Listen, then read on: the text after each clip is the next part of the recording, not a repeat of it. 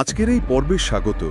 আমাদের হাতে একটা বেশ অন্যরকম আখ্যান এসে পৌঁছেছে, একটা একটা প্রত্যন্ত গ্রামের পটভূমি। হ্যাঁ, যেখানে পুরনো বিশ্বাস, লোককথা আর কিছু গা ছমছমে ঘটনা মিলেমিশে একাকার হয়ে গেছে। সত্যি বলতে কি, এই উৎসটা যখন দেখছিলাম বেশ একটা টান ভাব ছিল। পড়ার সময়ে একটা উত্তেজনা কাজ করে, কারণ এর পড়তে পড়তে শুধু রহস্য বা ভয় নয়। না, শুধু ভয় নয়, ঠিক, এর সাথে কিছু গভীর সামাজিক বাস্তবতার দিকেও কি যেন বলে ইঙ্গিত রয়েছে। গল্পটা শুরু হচ্ছে নবীন খুড়োর চায়ের দোকানে। হ্যাঁ, এক ঝড় বৃষ্টির সন্ধ্যায়, বেশ নাটকীয় শুরু। ঠিক, পল্লব আর বিকাশ ওরা ঝড় থেকে বাঁচতে নবীন খুড়োর দোকানে আশ্রয় নিয়েছে, আর সেখানে আগে থেকেই ছিলেন রতনদা আর গ্রামের কিছু লোক। পরিবেশটা তাহলে বেশ থমথমে ছিল ঝড়ের জন্য। হ্যাঁ, ঝড় বৃষ্টি, তার ওপর গ্রামের ওই চায়ের ঠ্যাক, একটা অন্যরকম পরিবেশ। আর তার মধ্যেই রতনদা হঠাৎ একটা ভয়ের গল্প শুনতে চাইলেন। ওহ, এই পরিস্থিতিতে ভয়ের গল্প? হ্যাঁ, বিশেষ করে গ্রামের রাতের বিপদ নিয়ে। এখানকার অভিজ্ঞতা থেকে কিছু বলতে বললেন নবীন খুড়োকে। আর নবীন খুড়ো উনি রাজি হলেন? হ্যাঁ, উনি রাজি হলেন। বললেন, গ্রামের অভিজ্ঞতা নিয়ে যখন বলতেই হবে, তখন একটা ঘটনার কথাই বলি। কিন্তু শুরুতে এমন একটা প্রশ্ন করে বসলেন যা সবাইকে বেশ বেশ নাড়িয়ে দিল। কি প্রশ্ন? উনি বললেন, ডাইনিদের নিয়ে তো অনেক গল্প শোনা যায়, তাই না? কিন্তু তাদের যে পোতা হয়, এই ব্যাপারটা কজন জানে? ডাইনি পোতা হয়? এটা তো অদ্ভুত শোনায়। ঠিক, এই প্রশ্নটা কিন্তু গল্পের মোড় শুরুতেই একদম ঘুরিয়ে দেয়। এটা শুধু কৌতূহল জাগায় না, বরং একটা ইঙ্গিত দেয় যে প্রচলিত ধারণার বাইরেও কিছু ঘটছে বা ঘটেছে সেই গ্রামে। উপস্থিত সবাই নিশ্চয়ই ঘাবড়ে গিয়েছিল। হ্যাঁ, সেটাই স্বাভাবিক। বিকাশ তো সঙ্গে সঙ্গে জিজ্ঞেস করে বসল, ডাইনি পোতা হয়, সে আবার কি? তখন নবীন খুড়ো জানালেন, ব্যাপারটা এতটাই অদ্ভুত যে তিনি নিজেও প্রথমে বিশ্বাস করেননি, যতক্ষণ না নিজের চোখে দেখেছেন। নিজের চোখে? তার মানে উনি সাক্ষী ছিলেন? হ্যাঁ, এই নিজের চোখে দেখার কথাটা গল্পের বিশ্বাসযোগ্যতা আর ভয়ের মাত্রা দুটোই অনেক বাড়িয়ে দেয়। শ্রোতাদের মনেও প্রশ্ন জাগে, ঠিক কি দেখেছিলেন তিনি? ঠিক, এখান থেকেই তাহলে নবীন খুড়ো তার নিজের অভিজ্ঞতার কথাটা বলা শুরু করলেন। একদম। তিনি বললেন, ঘটনাটা অবশ্য অনেক পুরনো। আচ্ছা। তখন তিনি স্ত্রী কমলাকে নিয়ে থাকতেন বিলাসপুরের এক প্রত্যন্ত গ্রামে। চাকরি সূত্রে পোস্টিং ছিল সেখানে। বিলাসপুর জায়গাটা কেমন ছিল? খুড়োর কথায় গ্রামটা ছিল খুব নির্জন, স্টেশন থেকে অনেকটা দূরে, পায়ে হাঁটা পথ। আর সবচেয়ে চিন্তার বিষয় ছিল নিশ্চয়ই যোগাযোগ ব্যবস্থা। ঠিক তাই, হাসপাতাল অনেক দূরে, আর রাতে গাড়ি পাওয়া প্রায় অসম্ভব একটা ব্যাপার ছিল। ওহ, এটা তো খুব ভয়ের কথা, বিশেষ করে যখন ওনার স্ত্রী কমলা গর্ভবতী ছিলেন। খুড়ো বলছিলেন, একদিকে প্রথমবার বাবা হওয়ার আনন্দ, কিন্তু অন্যদিকে স্ত্রীর নিরাপত্তা নিয়ে একটা প্রবল দুশ্চিন্তা কাজ করত। সেটাই স্বাভাবিক, ওইরকম একটা বিচ্ছিন্ন জায়গায় যেখানে দরকারের সময় সাহায্য পাওয়া কঠিন। হ্যাঁ, উনি ডিউটিতে যেতেন, কিন্তু স্ত্রীকে একা রেখে যেতে খুব ভয় পেতেন। সারাক্ষণ একটা চিন্তা। তারপর কোনো ব্যবস্থা করলেন? হ্যাঁ, উনি গ্রামের ডিসপেন্সারি থেকে এক দাইমাকে নিয়ে আসেন কমলার দেখাশোনার জন্য। দিনের বেলা এসে কমলার সাথে থাকবে, দেখাশোনা করবে। আচ্ছা, স্থানীয় কেউ? হ্যাঁ, স্থানীয়, বিধবা মহিলা। গ্রামের সবাই তাকে চিনত। ঠিক হলো, উনি দিনের বেলাটা কমলার সাথে থাকবেন। এতে কমলাও হয়তো একটু সঙ্গ পেত। হ্যাঁ, সেটাই উদ্দেশ্য ছিল। কিন্তু মজার ব্যাপার হলো, এই দাইমা শুরুতে টাকার কথা কিছুই বলেননি। এটা তো একটু অবাক করার মতো। পুরোরও তাই মনে হয়েছিল। ওনার মনে একটা ভালো ধারণাও জন্মেছিল যে গ্রামের মানুষ হয়তো এখনো সরল, টাকার পেছনে অত ছোটে না। কিন্তু এই আপাত সারল্যের পেছনেই হয়তো অন্য কিছু ছিল মনে হয়, কারণ এই দাইমা আসার পরেই গল্পের রহস্যটা যেন আরও ঘনীভূত হতে শুরু করে। কিভাবে? একদিন খুড়ো কথায় কথায় দাইমাকে জিজ্ঞেস করেন গ্রামের লোকজনদের অদ্ভুত আচরণের কথা। তার মনে হচ্ছিল লোকেরা যেন কিছু লুকাতে চাইছে। উনি কি কিছু সন্দেহ করেছিলেন? হ্যাঁ, একটু খটকা লাগছিল ওনার। উনি দাইমাকে জিজ্ঞেসও করেন, এখানে কি এমন কিছু রহস্য আছে যা আপনারা বলতে চান না? দাইমা কি বললেন? দাইমা প্রথমে এড়িয়ে যান, বলেন এখানকার রহস্য সাধারণ মানুষ বুঝবে না। কিন্তু ঠিক সেই সময়ে কমলা, খুড়োর স্ত্রী। হ্যাঁ, কমলা সরাসরি প্রশ্ন করে বসল গ্রামের পাশের ওই জঙ্গলটা নিয়ে। কোন জঙ্গল? গ্রামের পাশে একটা বেশ ঘন জঙ্গল ছিল। কমলা জিজ্ঞেস করল, কেন ওখানে কেউ যায় না, কেন কিছু চাষি ওখানে গিয়ে আর ফেরেনি? এই প্রশ্নটা। এই প্রশ্নটা গল্পের একেবারে কেন্দ্রে থাকা রহস্যের দরজাটা খুলে দিল, তাই না? একদম। কমলার প্রশ্নের উত্তরে দাইমা প্রথমে একটু ইতস্তত করছিলেন, কিন্তু পরে কমলার জোড়াজুড়িতে মুখ খুললেন। কি জানালেন তিনি? জানালেন ওই জঙ্গলে আছে ডাইনি পোতার মাঠ, এক কবরখানা। ডাইনি পোতার মাঠ, নামটাই তো অন্যরকম। হ্যাঁ, দাইমা বললেন জায়গাটা নাকি খুব বিপজ্জনক। সন্ধে বা রাতে তো কেউ যায় না, এমনকি যারা দিনের বেলা সকালে যায় তারাও অনেকে রাতে আর ফেরে না, গায়েব হয়ে যায়। গায়েব হয়ে যায়? কবরখানা থাকাটা তো অস্বাভাবিক নয়, কিন্তু মানুষ গায়েব হয়ে যাবে কেন? ঠিক এই প্রশ্নটাই নবীন খুড়োর মনেও জেগেছিল। এখানেই গল্পটা সাধারণ ভৌতিক গল্পের থেকে একটু আলাদা হয়ে যায়। তারপর দাইমা কি ব্যাখ্যা করলেন? দাইমা তখন গ্রামের একটা গভীর কুসংস্কারের কথা বললেন। জানালেন গ্রামে যদি কোনো মহিলা অপঘাতে মারা যেতেন। অপঘাতে মানে? হ্যাঁ, অ্যাক্সিডেন্ট বা ওই রকম কিছু, হ্যাঁ, বা আত্মহত্যা, হ্যাঁ, সেরকম কিছু। আর গ্রামবাসীতে যদি মনে সন্দেহ হতো যে তিনি মৃত্যুর পর ডাইনি হতে পারেন, তাহলে তাকে ওই জঙ্গলের কবরখানাতেই কবর দেওয়া হতো, সাধারণ শ্মশানে বা লোকালয়ে নয়। কিন্তু কাদের ডাইনি বলে সন্দেহ করা হতো, কিসের ভিত্তিতে? নবীন খুড়োরও একই প্রশ্ন ছিল। ওনার জানা ছিল যারা জীবদশায় ডাইনিবিদ্যা চর্চা করে তারাই নাকি ডাইনি হয়, কিন্তু এখানকার ব্যাপারটা ছিল অন্যরকম। কিরকম? দাইমা জানালেন গ্রামে যেসব মহিলারা একা থাকতেন, ধরুন অবিবাহিত বা বিধবা, অথবা যাদের আচরণ একটু রহস্যজনক মনে হতো, যেমন ধরুন কেউ হয়তো রাতে একা একা জঙ্গলের দিকে যেতেন বা চুপচাপ থাকতেন বেশি, তাদের যদি অপঘাতে মৃত্যু হতো গ্রামবাসীরা ভীষণ ভয় পেয়ে যেত। আর সেই ভয়ে থেকেই তাদের ডাইনি সন্দেহে ওই জঙ্গলে কবর দিয়ে দিত। এটা তো সাংঘাতিক ব্যাপার। এখানে সন্দেহের শিকার হচ্ছেন মূলত প্রান্তিক নারীরা, যাদের হয়তো সামাজিক জোর কম। ঠিক, গল্পটা এখানে কুসংস্কারের আড়ালে থাকা এক ধরনের সামাজিক বিচারহীনতার দিকেও ইঙ্গিত করে। আর এভাবে কবরের সংখ্যা বাড়তে বাড়তে জায়গাটা নাকি একেবারে অভিশপ্ত হয়ে ওঠে। আর এই কবরখানায় শুধু মহিলাদেরই কবর দেওয়া হতো। হ্যাঁ, দাইমার কথা অনুযায়ী তাই। আর আরও ভয়ের কথা হলো, দাইমা জানালেন গ্রামের লোকের বিশ্বাস ওই ডাইনিরা মৃত্যুর পরেও জীবিত থাকে, প্রেতাত্মা হিসাবে। হ্যাঁ, এবং রাতে জঙ্গলের ধারে নাকি ঘুরে বেড়ায়। গ্রামবাসীদের অনেকে নাকি দেখেছেও।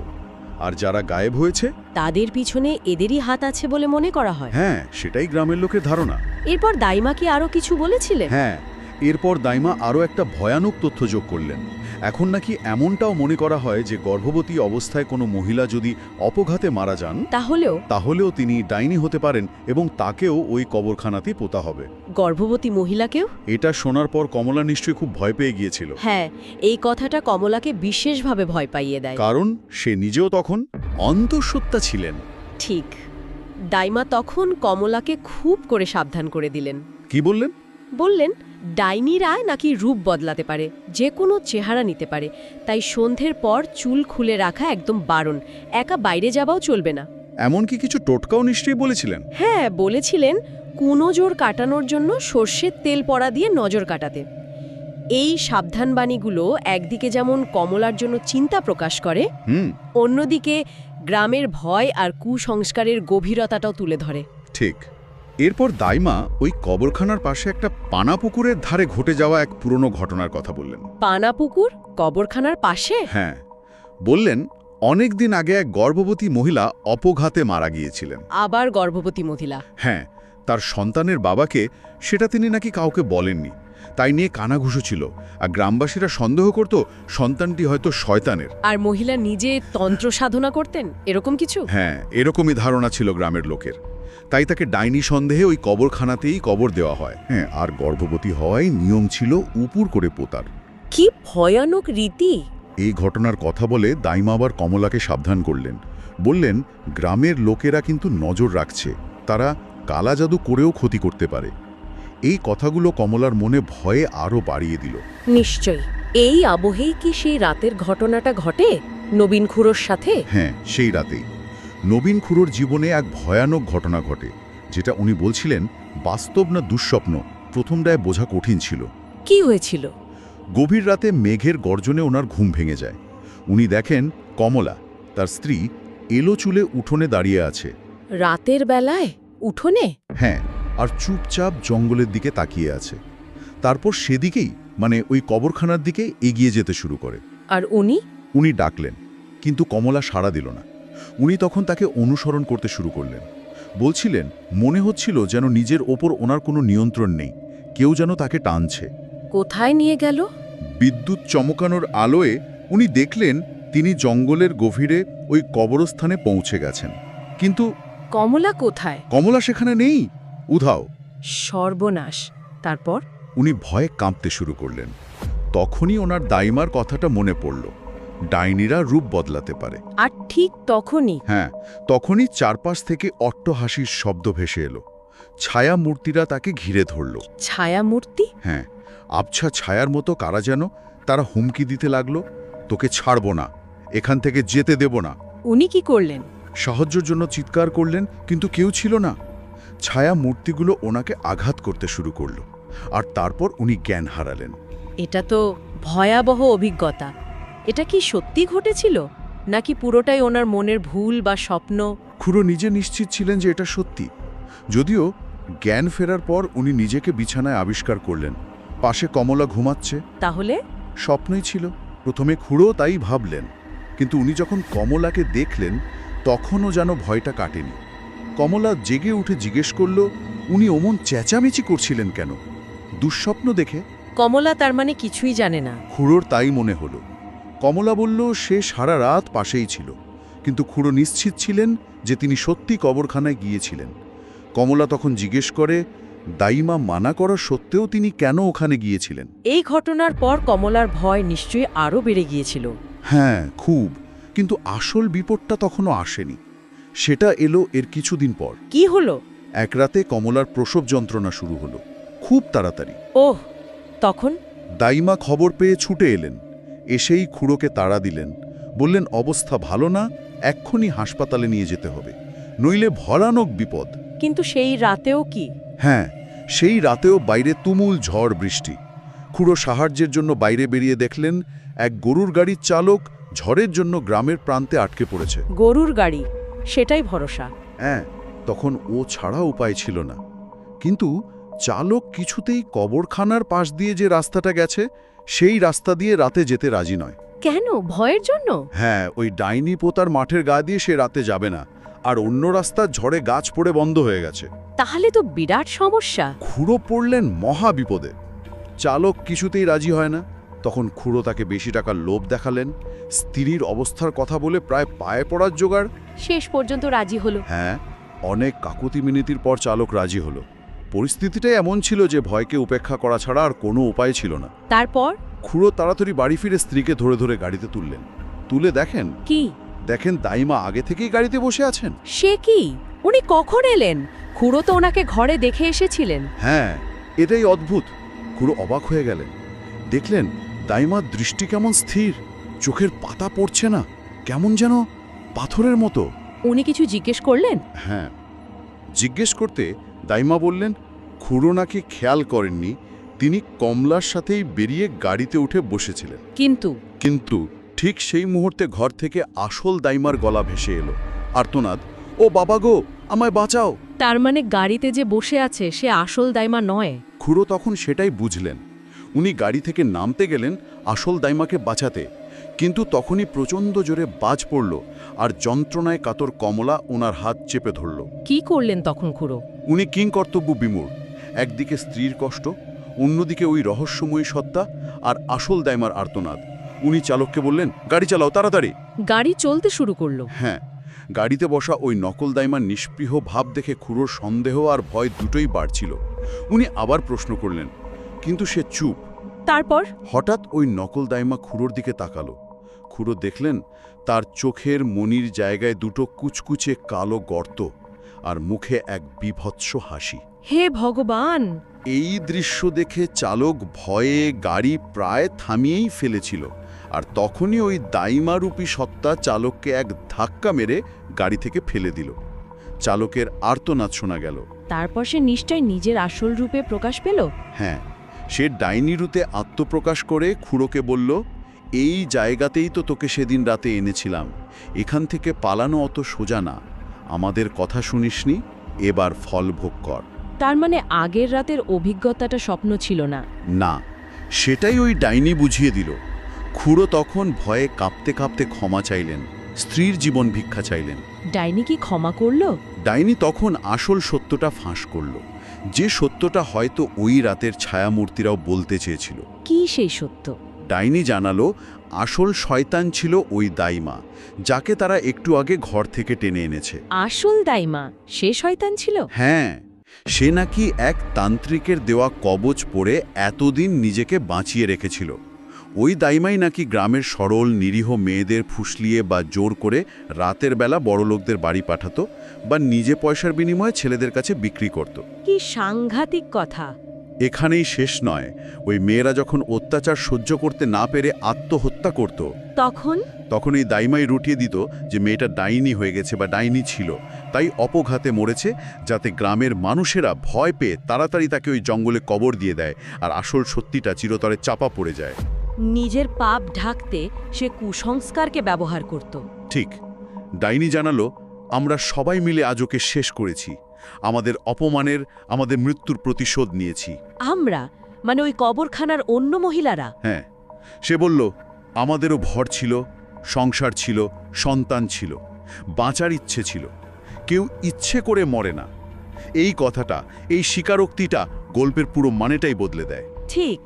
যারা এতদিন ডাইনি বা ভয়ের কারণ ছিল, তারাই আসলে নির্যাতিত ভিকটিম। এটা তো চরম সামাজিক শোষণ আর অবিচারের কাহিনী, যা ভৌতিক আবরণের নিচে ঢাকা ছিল। একদম। কুসংস্কার কিভাবে অপরাধ ঢাকার একটা হাতিয়ার হতে পারে, সেটাই এখানে স্পষ্ট। ডাইনিরা এখানে আর অশুভ শক্তি নয়, বরং তারা যেন এক প্রতিবাদের প্রতীক হয়ে উঠেছে। খুড়ো নিশ্চয়ই সব শুনে হতবাক হয়ে গিয়েছিলেন। হ্যাঁ, তিনি যাকে বিশ্বাস করেছিলেন, যার হাতে স্ত্রীকে সঁপে দিয়েছিলেন, সেই ছিল মূল অপরাধী।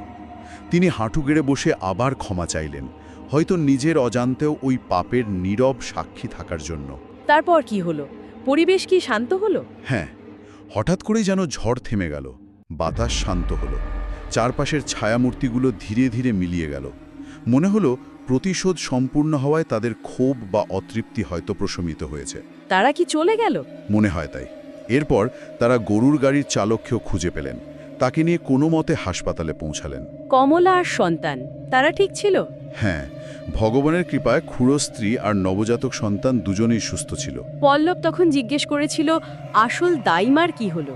খুড়ো জানালেন, হাসপাতাল থেকে বাড়ি ফিরে তিনি দেখেন দাইমার রক্তাক্ত দেহটা বিছানায় পড়ে আছে। গ্রামবাসীরা কিছু জানতে পারল না? না, খুড়ো আর কাউকে কিছু বলেননি।